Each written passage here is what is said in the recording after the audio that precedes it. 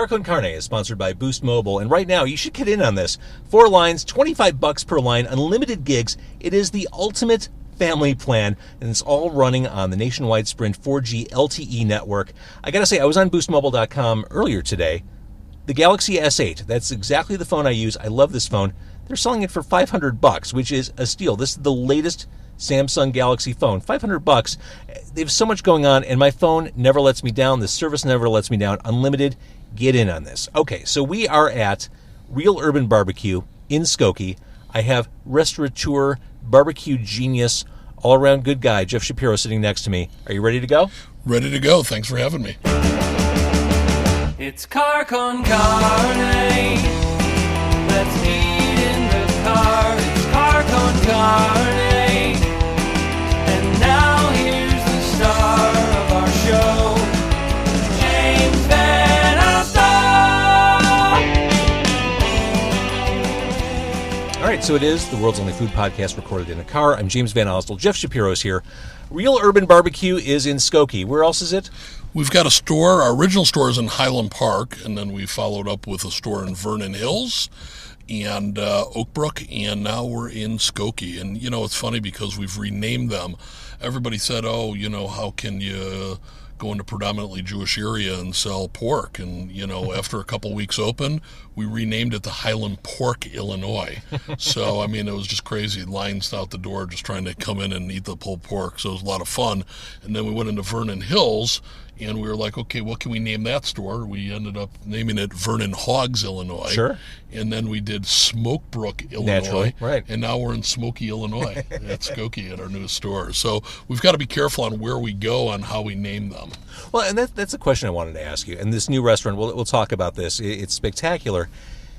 As far as the vetting process or the scouting process to open up a new location, I mean, it's a big deal to invest the money and time and energy into a new location.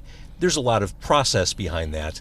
Skokie is an interesting community. I mean, when I was growing up in Skokie, it was a predominantly Jewish area, and now it is very much this pan-cultural landscape. Agreed. It's very, very ethnic here. There's no question about it. So, as a restaurateur, as someone who runs Real Urban Barbecue, why Skokie? Well, you know, first of all, we did a lot of comparative analysis as far as the numbers are concerned. And when I say the numbers, how many cars, how many people, how many daytime workers, how many households, what's the average income? And now because we've got so much historical data with 3 other restaurants, this became a very interesting and strong, you know, corridor for us. You know, when we were meeting with some of the the real estate geniuses and stuff, and we found out that this Chili's is one of the highest volume Chili's, and this corner bakery is one of the highest volume corner bakeries, and Panda Express, and it just goes on and on. You know, this Buffalo Wild Wings is the largest or highest volume in the state of Illinois. So, you know, we knew that we were coming here. There's 50,000 cars that go through here a day. Yeah, we're on Toohey Avenue. This street is never not busy. I forgive the double negative. It's never not busy. Yeah, you can't get down the streets. Right. You know? And it's right off the Eden. So location-wise, you can't go wrong. You can't go wrong. I mean, and, you know, look at where you're in between. I mean, you've got Niles, Morton Grove, Skokie, you know. Or even Edgebrook, Sauganash. I mean, all those, you know, 1 mile away, you're in Chicago, you know. So, I mean, I think you're getting a better mix here than a lot of other, you know, suburbs that we're in. So, I mean, it was a great opportunity. No barbecue really in the area other than Elwood's, which is, you know, a lettuce entertainment restaurant. It's more of a supper club concept, yeah. But here's the funny thing. I used to run Bones for Lettuce Entertainment. Bones Restaurant, right, was there before Elwood's on Lincoln Avenue. And it used to be the Kenilworth Inn before that. So, I mean, it's got a long history. But, you know, I was smoking over there 25 years ago, and here I'm back in kind of the neighborhood where, you know, I started almost like my barbecue career years ago. So it's very cool. All right, so the address of the new location in Skokie is? 5238 Toohey. Excellent. And like I said, it is like a block and a half west of the Edens, super accessible. I live in the area, and I had been going to the Highland Park location. It was the closest one to where I live. When I found out, I went to, every year I host this event called the Backlot Bash in Skokie. They've got a bunch of bands, Soul Asylum's playing this year. But I remember Real Urban Barbecue was at the Backlot Bash in Skokie, and there was a sign there saying coming soon to Skokie, and I flipped out. I think I went on Twitter right away and said something, and I got an immediate response like, yes, we're coming, it's true, 2017. Well, and that was it. We knew that we were coming. We had already signed the lease at that point in time. So, what we actually did is we went out there, and I think we did like $1 mini sandwiches just to kind of get the product out, kiss some babies, shake some hands, and learn who our new customer is going to be. And what a great opportunity. We love the backyard Backlot Bash. Yeah. And we're going to be participating again this year. Excellent. And, I think it's a good opportunity to go out and meet people and, show your product off. So it was real exciting for us. And I want to keep talking. I also want to eat because this food that you brought into the car should not get cold. We'll talk more about history and we'll talk barbecue stuff, but we should talk about the food that's right in front of us while it's hot. So you just loaded up a bunch of trays with food. Correct. And, I brought some of my favorite items, and hopefully they'll be your favorite items as well. Burnt ends. We were one of the first guys to bring burnt ends into the city of Chicago 7 years ago. A burnt end is what we do is we take the decal, which is the point part of the brisket, and we remove it, and what we do is we re-season it, we smoke it again, and primarily what the decal is, it's a real fatty piece of brisket, and what happens is during that second smoking process, all of the fat kind of renders out, and you're left with just this meat candy, and it's a cubed chunk of brisket that has a little bit of bark on it, and I mean, just unbelievable. Should I try it right now? Yeah, you got to try it. I think I'll actually join you on one of those because they look too yummy. Uh-huh. It's very soft, it's tender, it's sweet. Oh, come on. And I'm going to get it all over your car. But you wouldn't be the first. It's kind of what made us famous, and people will come in. It's definitely sweet. It's definitely, wow. People will come into the restaurant and say, "Oh, I'm here for your burnt ends." "Oh, they won't be ready for an hour." "Okay, we'll see you in an hour." Because we've created that type of demand. Or we're splitting the roll of paper towels we brought in here. Oh, Jeff, that's ridiculous. I could eat that all day. It's a great product. It's a great product. I'm not done with that, but all right, let's talk about... And you know what? You don't even need barbecue sauce with it because it's got such a great coating. Well, and that to me, that's the secret to good barbecue. I mean, get it without the sauce and use the sauce on the side. There's no question about it. All right, so you got some ribs in here. How do you do your ribs? So the ribs are actually, we're doing baby back today. We started off, it was interesting, we started off with St. Louis ribs and baby backs on the menu 7 years ago, and we just recently took the St. Louis ribs off. The St. Louis ribs, in my opinion, is a better rib, but Chicago is a baby back town. For every 10 slabs of baby backs that we were selling, we only sold one St. Louis. And we're going to, we couldn't keep them fresh. We couldn't keep them to the point where we wanted to serve them without people getting, the freshest product possible. So at the end of the day, we took off the St. Louis, we run them as specials, and now we are strictly baby back. And in this location, we've been doing a ton of beef ribs, almost on a daily basis at the new store here in Skokie. So I want to try the rib, but while I still have the taste of burnt ends in my mouth, like what's in that rub? What is that sweetness? Turbinado sugar. It's a mixture of turbinado sugar, brown sugar, and about 13 other ingredients. And what happens is with the turbinado sugar and that long cooking process, it melts into the meat, and it just creates that bark that you're looking for, which is that real darkness on the meat and stuff, and gives it that really nice mahogany color, and it really works out well. And a lot of barbecue guys will use that turbinado sugar in their recipes. That is magnificent. All right, I'm going to try a rib. Now, so you're just going to watch me eat, aren't you? All right, I'll join you. I can't say no. I know you can. And if you look at it, I mean, it's got a nice pink hue to it and stuff. And I mean, you should have a smoke ring on it. Our baby backs are 2-pound slabs. It's a long cooking process. We start them off for about 3 hours, and then what we do is we create like a tinfoil pouch, and we put butter and brown sugar and apple juice and all this goodness into a pouch and a little bit of honey, and we wrap them for about an hour. And what happens is all that sweetness melts right into the rib. Yep, I'm tasting that right now. And, we knew that coming onto the North Shore, especially of Chicago, we know that they're baby back lovers, but we also know that they love sweet barbecue. So that was kind of the whole idea behind the ribs. Oh, this is really, really tasty. Oh, my goodness. And they're very meaty. I mean, it's a great rib. We're using local product here in Chicago from a company called Wichita Meatpacking Company. They do a great job. And Oh, this is so good. we're not afraid to, try to get the best product available. Where some people will cut the corners and they'll try to buy, the generic rib and stuff. We really go all out and try to source the best products available. And look at this, nothing but bone left. As it should be. All the meat is in my mouth, on its way to my tummy. This is great. Oh my God. When did you first discover you loved barbecue? Because it's got to be, it reached an obsessive point at some point for you to turn it into a restaurant chain. Well, it's interesting. Out of college, I hooked up with Bennigan's, and Bennigan's was really big up here. I'm sure you remember it growing up.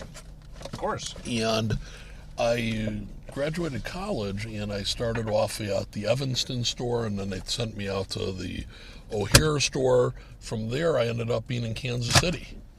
And we're talking in the mid '80s, and I ended up in the barbecue capital of the world. Right. And my fascination with barbecue started, and I was always a backyard enthusiast, but as I started to mature and my palate got better, and I spent many years working for Let Us Entertain You, I started doing a little bit of barbecue competitions, and all of a sudden I started winning some trophies and started taking home a lot of awards, and I knew I had mastered my barbecue flavor profiles, and it was time after all those years to kind of branch off and do it on our own.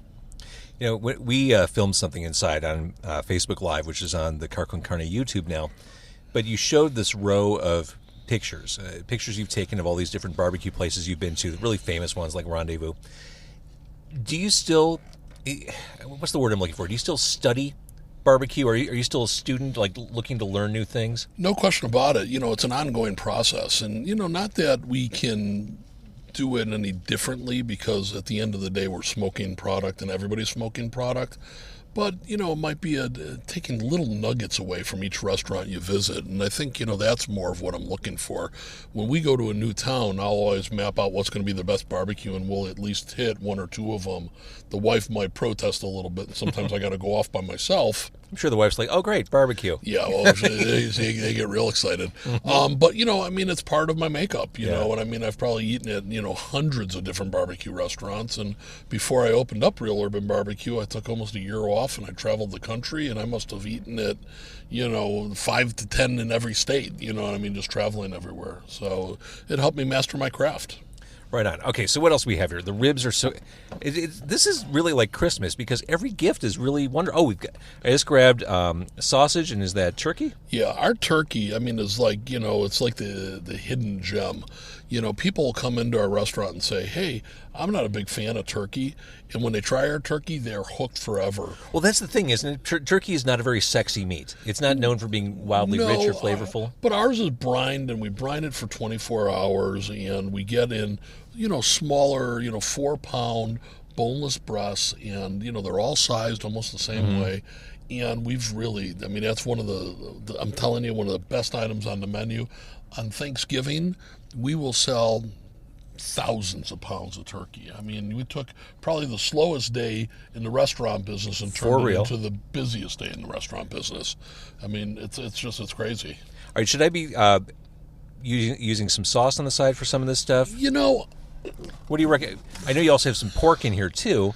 Yeah, so I would recommend for the turkey, just dipping it in our original sauce. I can't really see what you got going on in there, but I know we cut the pieces in half. Just dip a little corner of it, into the original sauce, and it's just a great meat. We've done well. This is great, and it's very lean. All of our meats are gluten-free, which is a big thing right now.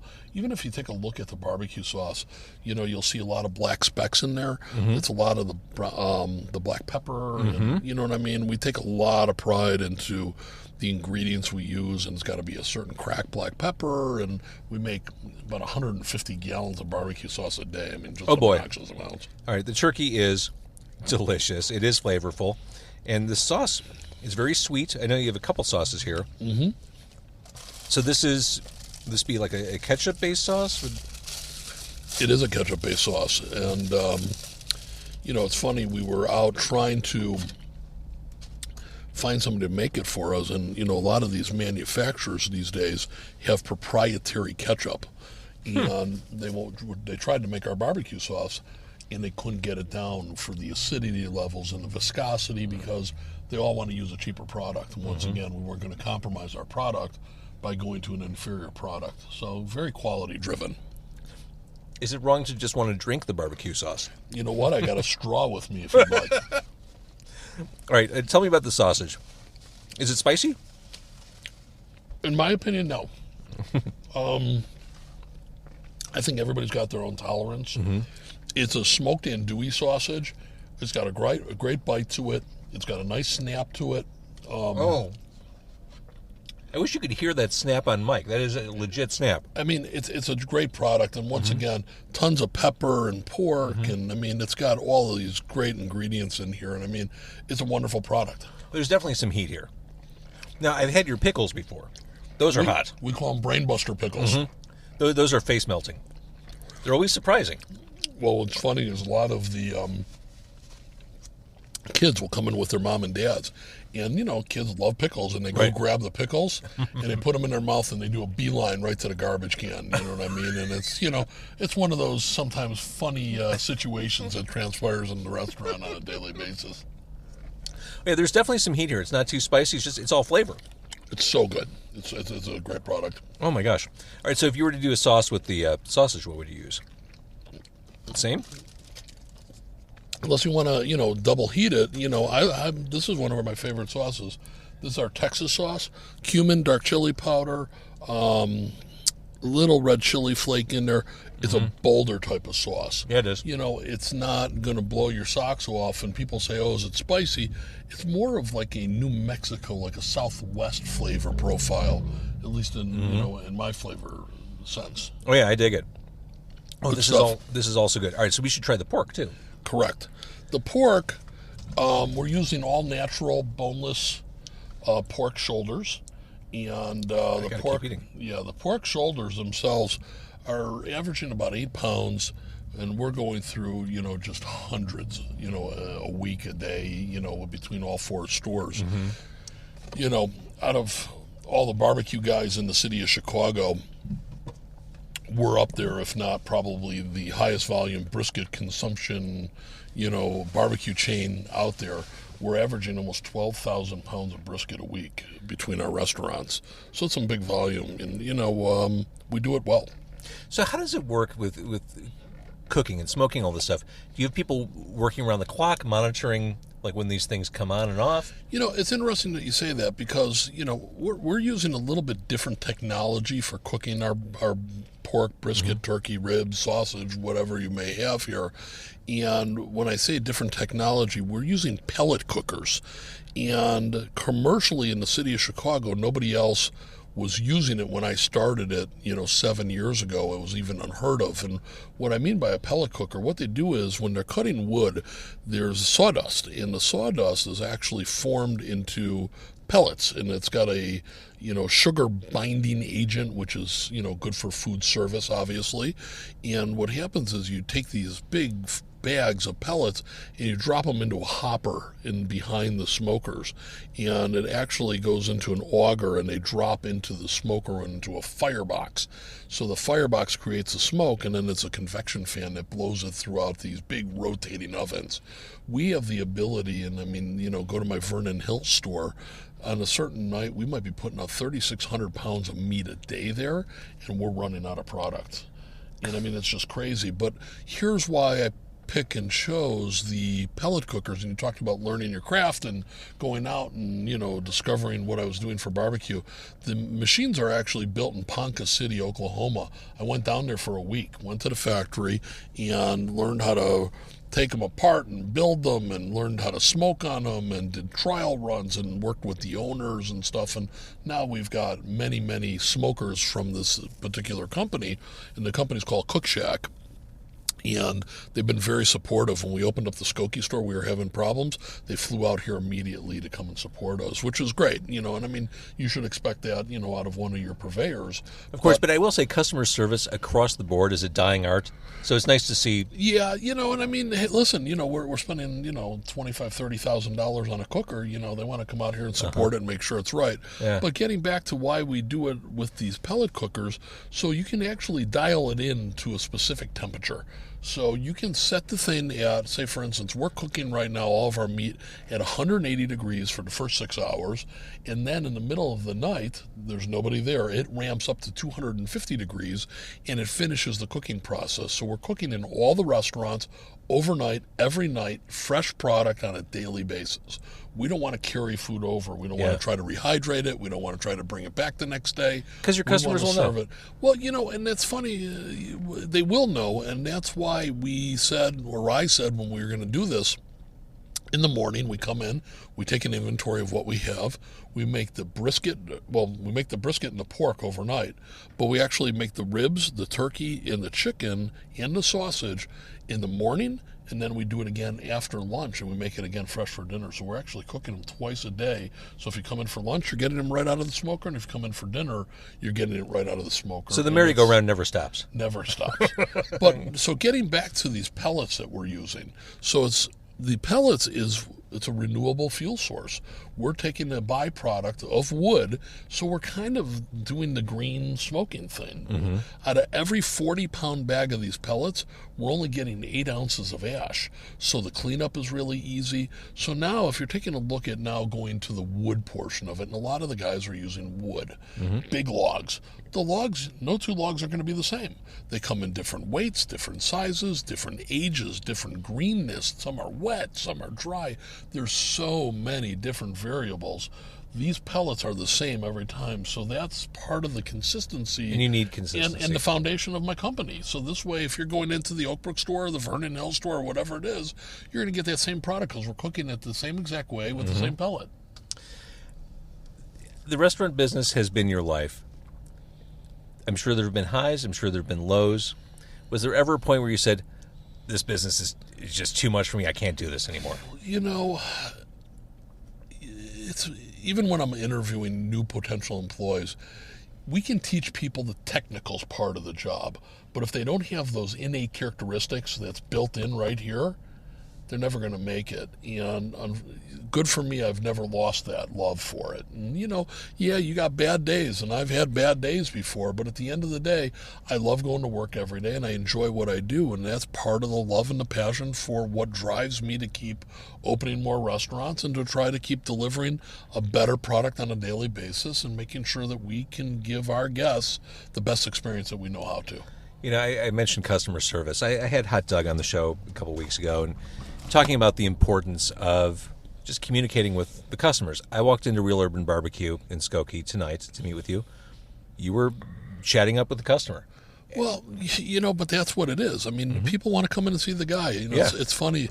There's a gentleman staying, we just happen to be next to a Holiday Inn, and I know that you used to take advantage of some of their services as a kid. When I was in high school, we used to sneak in to the Holidome on Toohey Avenue, and we'd use their pool. But, think about it. We're here, as we talked about on Toohey Avenue, we got a 260-room hotel next to us. So, getting back to why did I pick the space? I mean, it's right there for you. Busloads of kids, busloads of people, and they're coming through the doors. But a gentleman came in today, and they're launching a new clothing product here in the Chicago market. He's in Indianapolis, and he lives there. That's where he lives. Came in, and he wanted to take a picture with me. And, it's flattering. I'm not a celebrity, but, in the barbecue sense, people want to see the guy. You know, I mean, they want to talk the talk. They want to walk the walk because in today's society, everybody's got a smoker, or lots of people have smokers in their backyard. And I mean, they're showing it more on the Food Network. They're showing competitions. You see it in all the grocery stores, everywhere you go. So what's really cool about it is this guy did his homework. He said, hey, I came in last night for dinner. I'm back for lunch. And he goes, you're the guy, right? And I said, yeah. He goes, do you mind? Can we take some pictures together?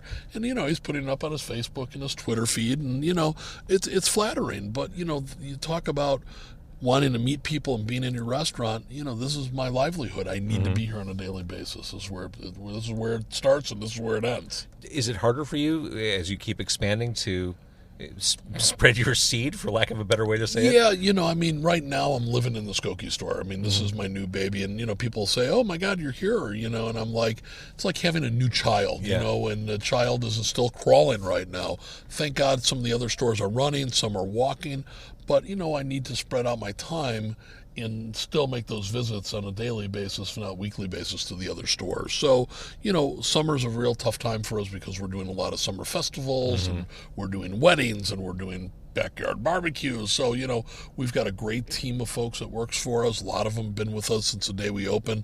A lot of them worked for me when I was back with other restaurant companies. So, we've got a real dedicated group of folks, and, thank God they're watching my butt and making sure that we're, delivering that product on a daily basis. I was thinking, I interviewed Barry Sorkin of Smoke a long time ago, and he has the strangest location for his restaurant. He's very successful there. But he identified an area that had a need. And I think that's what you did with Skokie. There was nothing like this. I've said before, this town has needed a couple of strong anchors like Real Urban Barbecue. I think it's critical to the village's financial success is to have a couple of those people just realizing the potential and seeing it's an untapped area. Well, Skokie's doing it right. They're attracting some major retailers. And, look at what's down this corridor here. And, there was an article just written about Real Urban Barbecue being in the village. And, they mentioned us in the same articles as Walmart and, Target and Real Urban Barbecue. So, it's nice to have that type of recognition to, a village so happy to have us. Now with 4 stores, we're getting calls from municipalities saying, "Hey, will you open up one here? Will you open up one here?" So, not all of them will be the right fit for Real Urban Barbecue because, as you see and as you know from being a resident here, you've got that great mix of corporate. You got a lot of residents here. You've got businesses here. You need that mix in order to make it work because without it, you're just not going to be able to do it. One thing I love about Real Urban Barbecue, one of the things that keeps me coming back, is your sides. We're talking, and I'm looking at all these containers of sides you brought in here. The Brussels sprouts are always a favorite of mine. This is how you get me to eat my vegetables. Well, it's funny. Oh, can I get one of the setups? Yeah, I didn't think the Brussels sprouts were going to take off the way they did. And we're that was my next question. Do people... Hundreds and hundreds of cases. We actually, they're coming in sized for us, believe it or not. So once again, we can deliver that consistency product. But let's face it. Before I dig in, do you want some? I don't want to. Not a big Brussels sprout guy. Okay.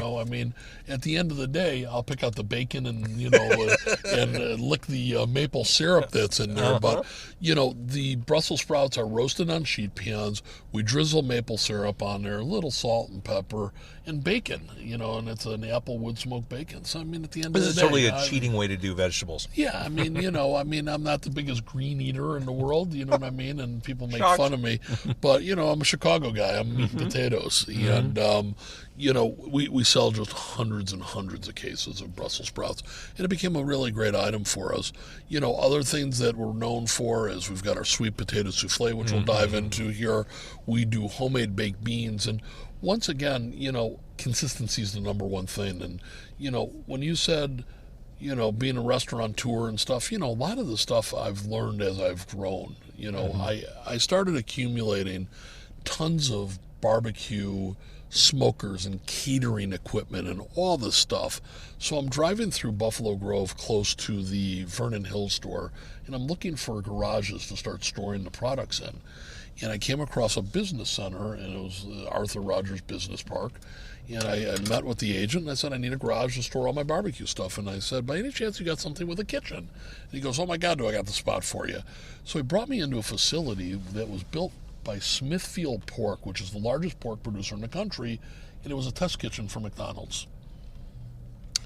So we get into this location, and it's got walk-in refrigerators, it's got the hood system in there, it's got all these great toys that you could almost put a full-service catering company or restaurant in, and it's in the middle of a business park. So what we ended up doing is we ended up building a commissary. So now, for instance, like the baked beans. These baked beans are made in 60... there's a plate for me. 60-gallon kettles, okay? And, Wait, all this time I should have been using a plate. Here, I'll hold it for you. You got your setup still? Yeah, hang on. This whole time I should have been eating like an adult. Once again, you'll see the bacon come alive. Oh, here, yes. But, the neat thing about what we are doing with this is that we are making all the baked beans, we're making all the barbecue sauce, we're making the soups, the salad dressings, and all the baked goods at one central location. We've got refrigerated trucks, and we drive them out to the stores every day. So we can maintain that level. I mean, it's the foundation, again, of the restaurants, because this way, if you go to my Vernon Hills store and you say, I was over in Oakbrook and your baked beans were better over there, it's impossible. Right. It's impossible. They're all made at the same thing. These are a little bit more unique because they've got butter beans in them, I was going to say, beans. there are 3 different beans in here, right? Yeah. Kidney beans, baked beans, and butter beans. Very cool. And, we're putting our rub in there. We're putting a little bit of our barbecue sauce in there. We're putting bacon in there. Is this the first sauce I tried in there? Yes. Okay. It's sweet. Yeah. I mean, once again, it's all about sweet barbecue. Well, these are ridiculous. People go nuts for them. Because it's definitely sweet. After you let it sit for a second, you get a little bit of the heat. A little bit of the heat. Yep. We're doing its job. So, but I mean, getting back to that commissary, we wouldn't be able to deliver the product each day without having that foundation for us. Sure. And, I didn't know what I was doing when we got there. So, now I think we've got some systems in place and it works well for us. And, once again, it's all about that guest experience and making sure that we've got that really fresh, consistent product. I love the seasonal sauces you do. We were talking before we started recording. In November, you did a pumpkin sauce. Yeah, we'll take advantage of, for instance, if it's Vidalia onion season, we will smoke Vidalia onions and blend it into our barbecue sauce. If it's, National Garlic Month or something, we'll go out and get all the elephant ears, we'll smoke the garlic, and we'll blend that in there. You'll smoke the garlic. Oh, it's unbelievable. Unbelievable. I bet that smells amazing. It's unbelievable. Well, we're doing it in Port Clinton Square up in Highland Park. I mean, all the, people are running over. I mean, it works out really well. We've done the same thing with apples. When the apples are really fresh and, they're ripe for picking, we'll take the Granny Smith apples and we'll put them out on the smoker. We'll smoke them, blend it into the barbecue sauce. So, I mean, it's all fresh ingredients. It's great stuff. The beans are magnificent. Thank you. Oh, my gosh. So we also got some sweet potatoes.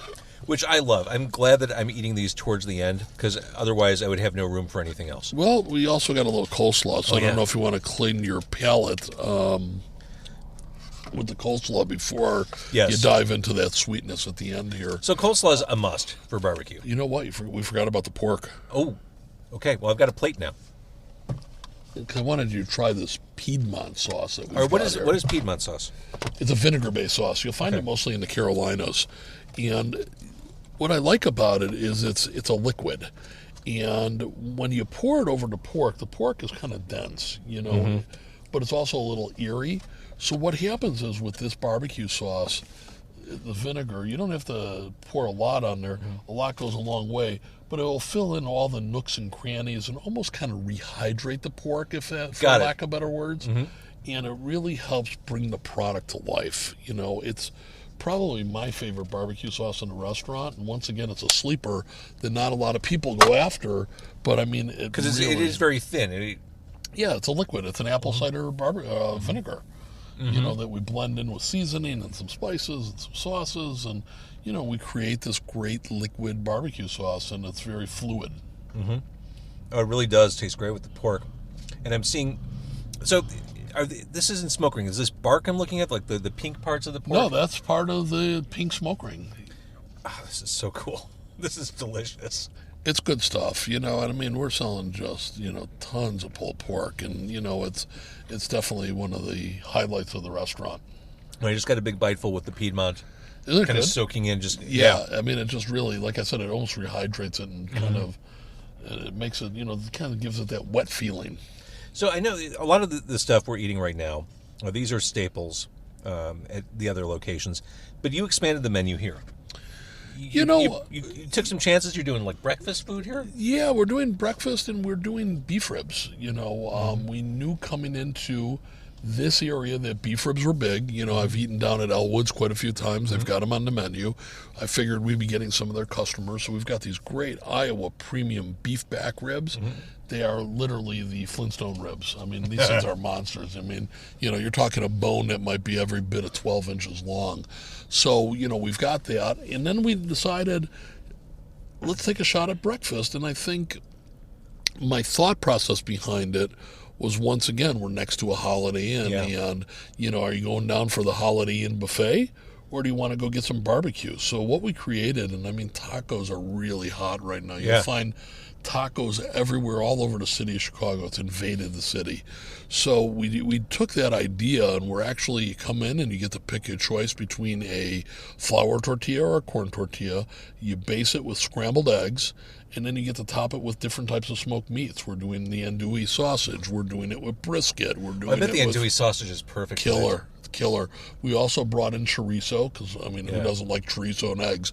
And then you get to top it with all the toppings that we have in the restaurant. So that's black beans, it's avocado, it's sour cream. We brought in a tomatillo sauce, a salsa, cheddar cheese.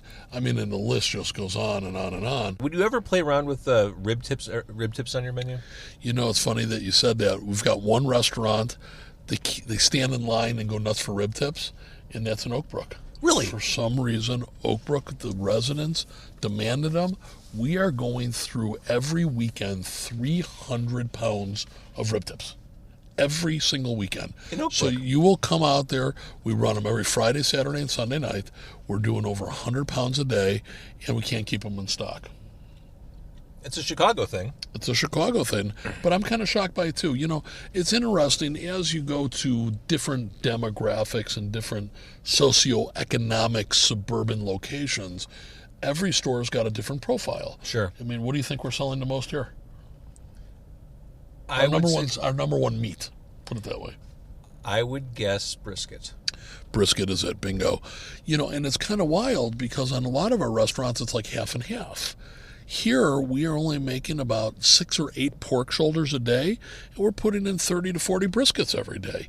And, you know, the other stores, like up in Vernon Hills or Vernon Hogs, we might make 60 brisket up there, but we're making 40 pork shoulders, you know what I mean, and we're running out. So it's very different. So, you know, when you say Oakbrook, you know, Oakbrook's selling rib tips, but none of the other stores, when we've tried to run them, we can't sell them anywhere else. So, I mean, it's kind of wild. You know, I mean, every store's got its own little idiosyncrasies, and I think you just got to be able to identify it, work with it, and kind of manage everything by historical data, and, you know, because you know, it's not like having a sandwich shop that once you're out of roast beef or turkey, you can't run to the restaurant depots of the world and get more brisket, turkey. You know what I mean? Yeah. Our stuff is slow smoked. So when we're out of brisket, we're out of brisket. You know, when we're out of pork shoulders, we're out of pork shoulders. So, you know, we really got to tune in to keep it fresh. What are you going to smoke each day? It's a big guessing game on certain parts. What you just said is one of those business lessons. I mean, in radio,